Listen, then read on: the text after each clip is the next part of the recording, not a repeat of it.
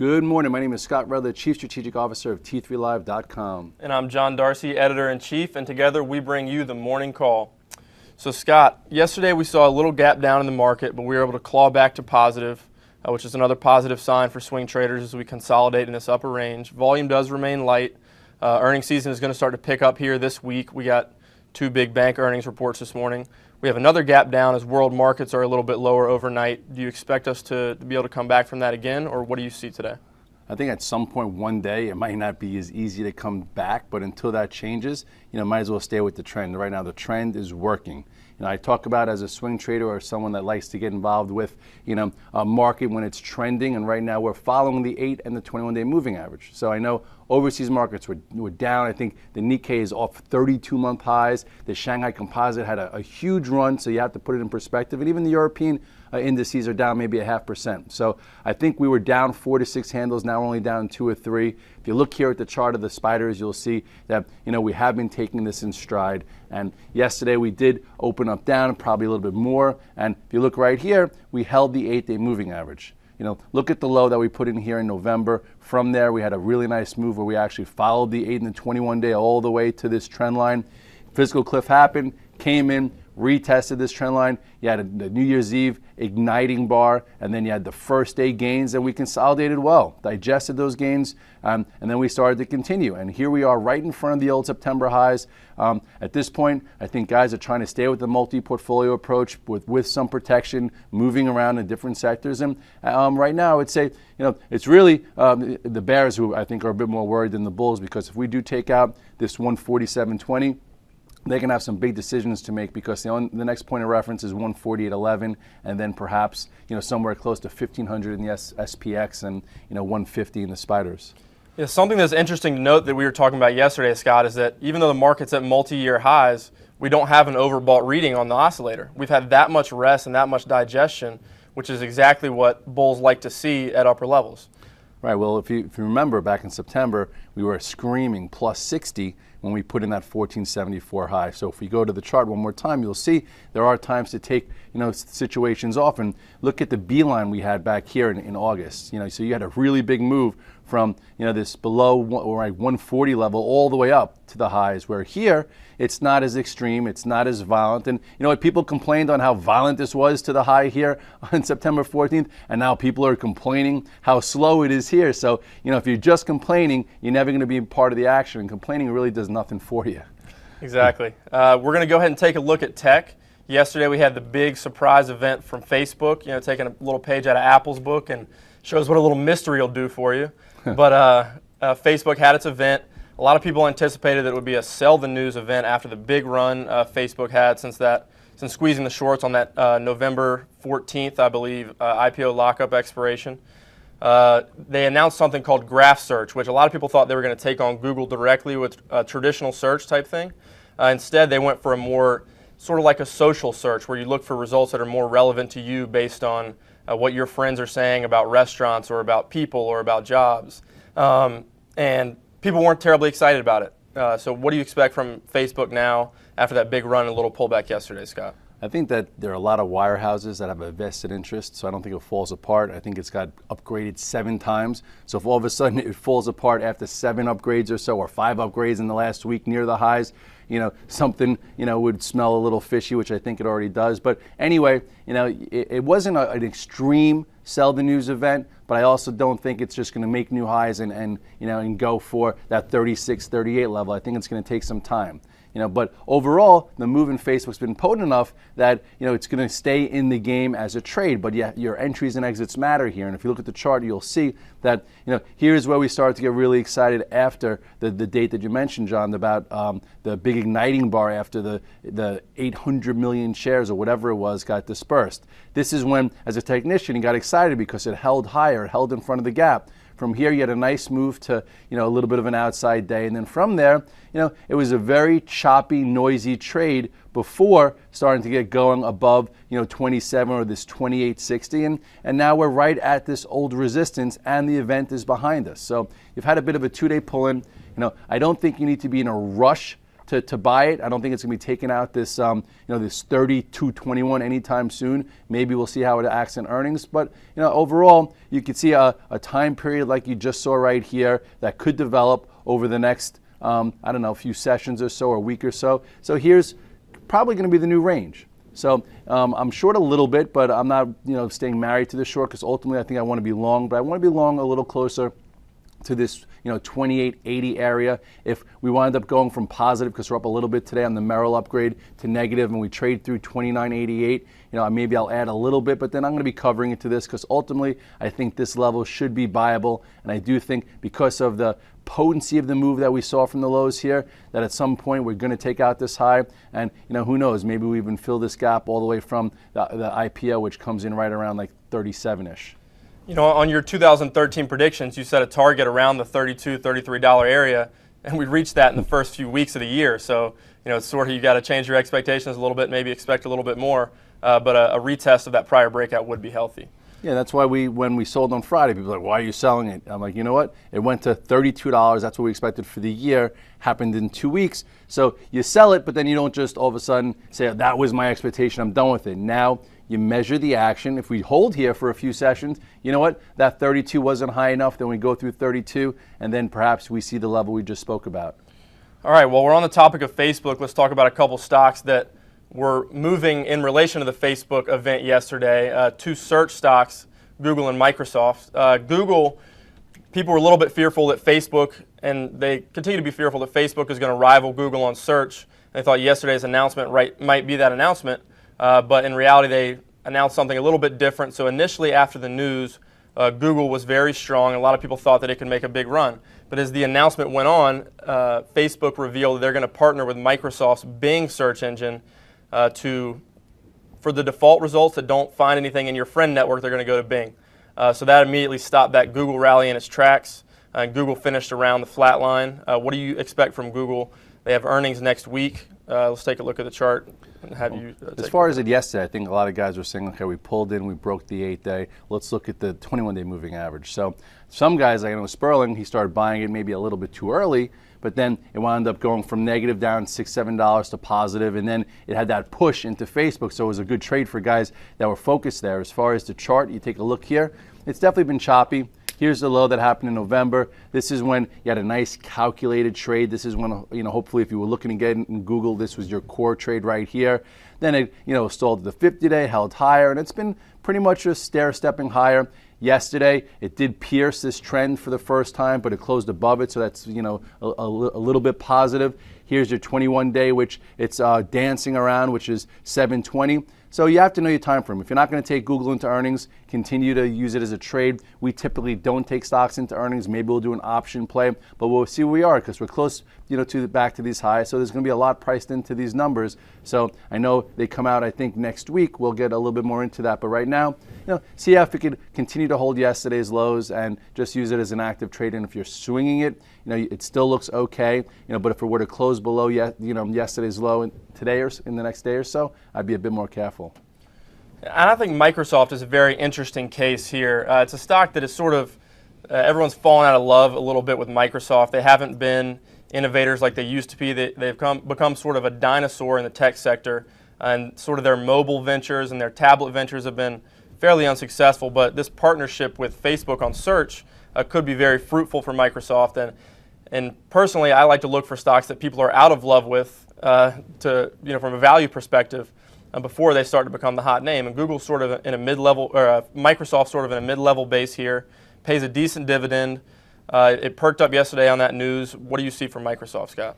I actually bought it yesterday, thinking the same thing. These mega cap tech stocks, you can't buy them when they're positive or on the go because it's so hard to get momentum in those big names. So for something like Microsoft that does have a lot of cash and it has had some problems, but between DELL potentially going private, so some people think, who knows, maybe Microsoft might do that someday. And then Facebook choosing them as their default search, which might make them a little cooler. I'm like, yeah, you know what? Let me try some. So if you go to the chart, I am in Microsoft. It did close pretty strong yesterday. The real level here comes in right around this 27.73. So I'm not going to really add to it. Yeah, maybe if it goes above yesterday's high, which was 27.29. I'll add a little bit, but really, in order for this to to act better versus just a trade, it's got to get through here, and then the next spot is 28.64. So at this point, if you want to be in some Microsoft, be in versus this this 26.28 major support, and you could get a nice little lower level trade here, and then at some point,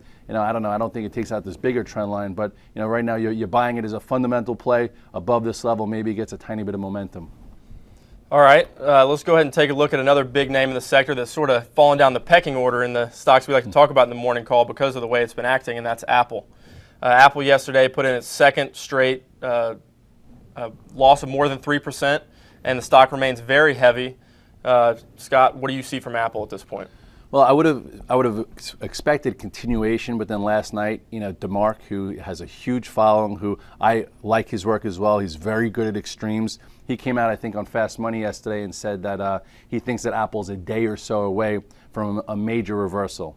So if you think about where it came from 703 down to that support area, it just broke the support area a few days back. But if you think about the pivoted 500, lots of calls above it, lots of puts below it. Today is Wednesday, so maybe it gets some kind of trade back to that 500 level. I think it's up $5-6 pre-market. I saw it building before. You look at the chart here.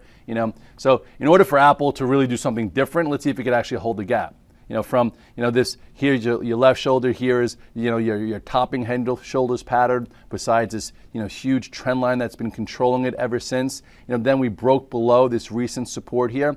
So at this point, I would say, you know what? You could trade long verse 483.38, and perhaps it does try and make its way back to the 500 area for option expiration. Then who knows? Maybe it gets into this gap. So we'll see from an active trading standpoint. I know we still have about 5 trading sessions or so till earnings, so maybe it tries to retrace a little bit. Maybe that's enough juice.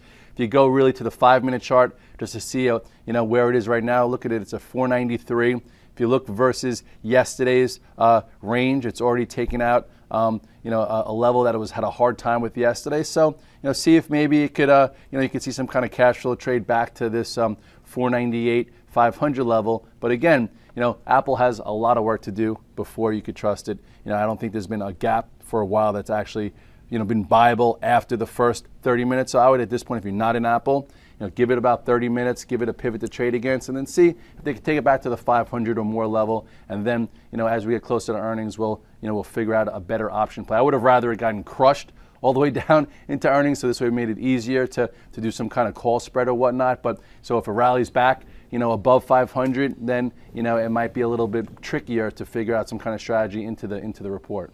And if you'd like to follow Apple, I know Scott talks about Apple a lot, covers Apple a lot. We often do special videos when Apple sets up an actionable setup. We even got a phone call from an Argentine newspaper yesterday looking for comment from Scott on Apple's head and shoulders pattern. I think it's Chilean. Oh, it's Chilean, excuse me. Anyways, let's go ahead and move on to the banks, Scott. This morning we got reports from 2 of the biggest names in the group, JP Morgan and Goldman Sachs. Both of them beat. Goldman Sachs' report was a lot more impressive than JP Morgan's. Goldman's up a little bit, JP Morgan's down a little bit. Do you think these are going to be non-events, or what do you think this can lead to in the banks? I think JP Morgan is going to be a little bit like a Wells Fargo report, where it was solid, but not enough to just get it going to new highs. JP Morgan closed on the dead highs yesterday, which I thought was a little tricky, meaning like, okay, you're going to close on your dead highs. There's a lot priced into the report. If you look at the trend here in JP Morgan at the chart, you will see that it's had a big move, so you should go to the chart here, and we'll look at it together. Anyway, there it is. Yay. Here's the 8-day moving average that it's been following ever since the November motion trade, where it followed the 8-day, touched the 21-day, it's been following the 8-day. So, yesterday it closed at the highs. So with it down 40, 50 cents, big deal. You go to, your after hours trades, you'll see that the low here for JP Morgan from yesterday is 45.35. So you go to your 5-minute chart, you'll see that it actually just held that low, and it's a little bit higher. So no big deal that JP Morgan's off a little bit. So with a little bit of time, I think it'll resume. Just like real quickly Wells Fargo, look at its earnings. I think the earnings were somewhere within here. And people said, oh, it's over, it's down, blah, blah, blah. PS, it looks good again. Holding the 8, holding the 21-day. That has been the trend. As far as Goldman, like you said, Goldman I think is a little different. Goldman, the report was that much better. And it hasn't really, hasn't had the same percentage move that JP Morgan had, and it's already cleared a lot of big resistance levels. It already cleared this peak going across, so it's been showing you relative strength. So with that said, if we take a closer look to see if you could actually buy today, because sometimes it's so hard to buy gap ups in Goldman, you go to your 5-minute chart and you'll see, oh, look at it. It's already above yesterday's high, and it's near the high. So this is probably helping the futures right now. So overall, I would think that if it's going to actually have follow through, it should continue to hold above this 138. So, if you're there trading it, I was staring at it before coming in the morning call. I was going to buy it up $2, thinking the report was enough, but oh well, I'd rather be doing this content here with you guys. Not really. Anyway. Come on, Scott. Oh yes, the greater good, the greater good. Absolutely. And Bank of America, we have that reporting tomorrow morning.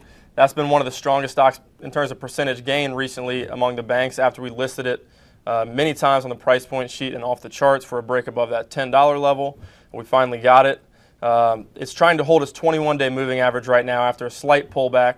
What do you see from Bank of America?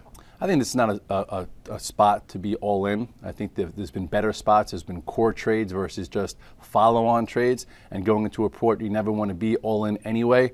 I do think that it is digesting this move that we've been trying to partake in very well. It did hold the 21-day twice. So if you look at the chart here, you will see, from this being one of the breakouts that we talked about on Bloomberg back in August, September, to then this nice channel that we broke above. That was another nice trade. This was more of your core trade. Here is your follow-on trade. And then you finally had a little bit of a shake the tree. But overall, we're still holding the 21-day. So, I'm still long, and I'm trying to keep it as a swing trade almost for the year, just to be on it with the virtual trade floor, but I'm trading around it. So if it could get above, just say, what is this price? This is about 1181. Maybe it tries to run a little bit into earnings. But these are the two levels that I'll be watching tomorrow. We'll see what happens with the report. I know they have a lot of mortgages involved in there. I don't know how they're going to do as far as their markings of it. But anyway, 1133 has been major support. Above 1181, then you have the high here for tomorrow at about 1220. And if it's a disappointing report, I think that at some point, it could be very viable right here around 1057. So I'm going to go in there with, 3 different scenarios in my head. I will be long a little bit, not a lot, and then I'll figure it out from there. All right, Citigroup also reports tomorrow morning. Let's take a look at that one, Scott. Very, very similar. It's the same type of thing. You don't need to choose 5 banks to be in. Like a lot of guys say, okay, how come you chose Bank of America? Well, Bank of America had very nice tight patterns, and it was something that I felt more comfortable holding and I could take size around. Goldman, I did trade a few times when it broke above that 121 for a few days, and then remember we were talking about JP Morgan and that inner intermediate channel. I traded that the day that Citigroup came out with the layoffs. We were looking at that. So, I've been trading the others and trying to hold Bank of America because, you don't have to be in everything because they typically move together. And you look at Citigroup, you will see it's been acting very well. It's trading by patterns also. Here is the same time that Bank of America broke out. This was when Citigroup broke out. So you could have picked, your poison, so to speak, or picked your pleasure because this has not been poisonous. And and it continues. And at this point, here you go. If they want to take it before earnings tomorrow, maybe it gets another squeeze above 43.25. So all in all, you go to your weekly chart of Citi, and it's coming right back into some bigger resistance. So it does have some room between 45 to 50 if it wants to, make another move before, the banks pull in. All right, so that's a good rundown of the banks, Scott. Let's go ahead and move on to quick hits with a couple more names that were in play yesterday in relation to the Facebook news. YELP is a stock. It's a company, if you're not familiar with it, that they do a lot of restaurant reviews and things like that. And the Facebook graph search, one of the things that Mark Zuckerberg demonstrated in the event was its ability for you to basically get restaurant reviews from your friends. And so YELP, people noted that it could be a big threat to YELP, and YELP sold off almost 7% on the day. Take a quick look at the chart of YELP.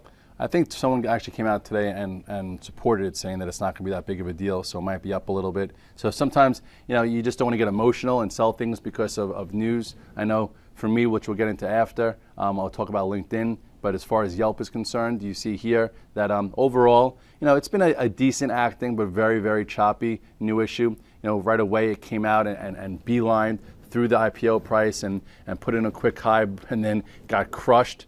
And it's been really wishy-washy, to be honest. Very hard to deal with this. This was your last pennant type of strategy or pattern here that broke to the upside. So I would say if you're still in it and you didn't get out yesterday, use this 20-ish area as your support. And if it's going to get going again and this be a non-event where they just caught some shorts, perhaps above 22.44, it can continue. But overall, it's still trying to build a really nice channel here. At some point, if it's going to be any good and continue, usually it takes about a good year or two to get enough institutions involved in order to really know the range here and that it has support before it gets going, and that's all the way up here. So you have intermediate resistance right there. There's your support.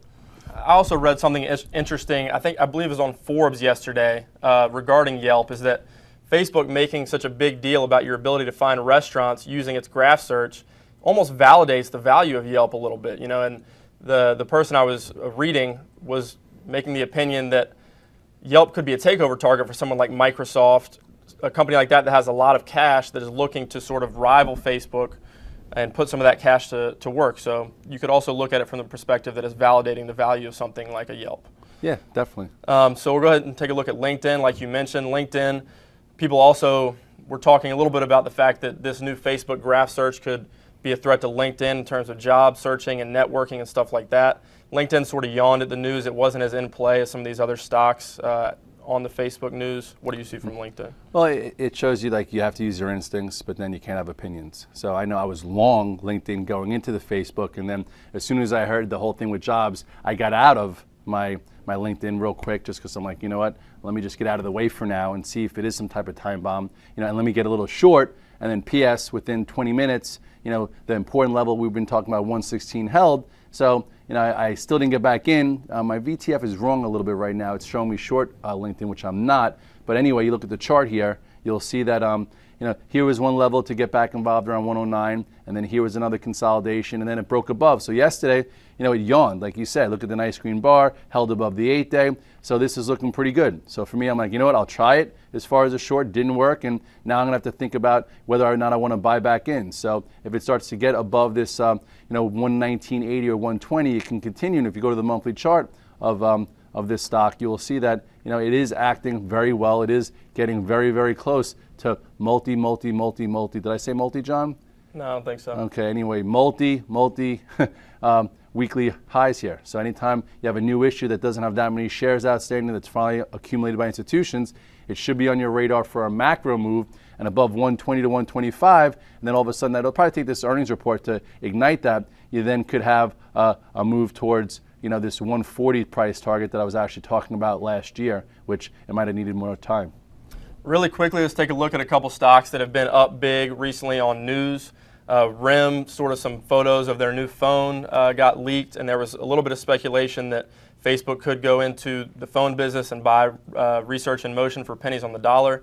DELL, the news was a potential private equity deal to take it private. Let's just go ahead and run through those charts quickly, Scott. Okay, well, I think first RIMM was a nice trade on Friday for a lot of the people in the community when it triggered above 1220.